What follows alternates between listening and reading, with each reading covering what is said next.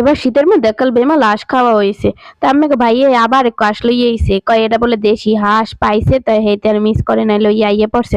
তো আমি চাইছিলাম যে জবাই করবো, পরে চিন্তা করলাম যে বুয়া যেহেতু আয় নাই, হাঁস বাঁচতে তো অনেক কষ্ট হইবে, এরপর আবার ছোট ছোট মাইয়ে পোলা, তাই হেইতে এখানে বাইন্দে ধুয়ে দিছি। এখানে গ্যারেজে বাইন্দে থুইছি আর কিছু খাওয়ান দিয়েছিলাম। হ্যাঁ, খাওয়ান দেখেন হাঁস এককালে খাই হেলাইছে, আর পেটে মনে হয় বেমালাই ক্ষুধালে। তো পরের দিন আবার বুয়া এই হাঁসটার জবদি এবার সুন্দর করে কাটতে দিছে, তাই দেখেন হাঁসের পেটের মধ্যে আবার ডিম হয়েছে।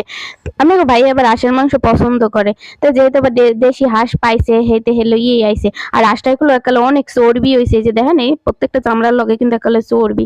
তাই হাঁসে আবার তেল চর্বি হইলে খাইতে ওগুলো মজা লাগে। তাই হাঁসের মাংস কিন্তু মোরও খাইতে ভালো লাগে। তাই এখন একাল মশলা টসলা দিয়ে একাল ভালো মতো একাল কষাইতে লইছি। এই শীতের সিজনে কারা আছেন যে এখনো হাঁস খান নাই, হেরাগুলো অবশ্যই কমেন্টে জানাইবেন যে কারা কারা খান নাই আর কারা কারা খাইছেন। ওরা কিন্তু অনেকবারই খাইয়ে হেলাইছি এই শীতের মধ্যে হাঁস। তো এদিকে কিন্তু আমার হাঁস রান্না কাল পুরোপুরি কমপ্লিট হয়ে গেছে। তাই আজকে ভিডিওটা এই পর্যন্তই। সবাই ভালো থাকবেন। আল্লাহ হাফেজ।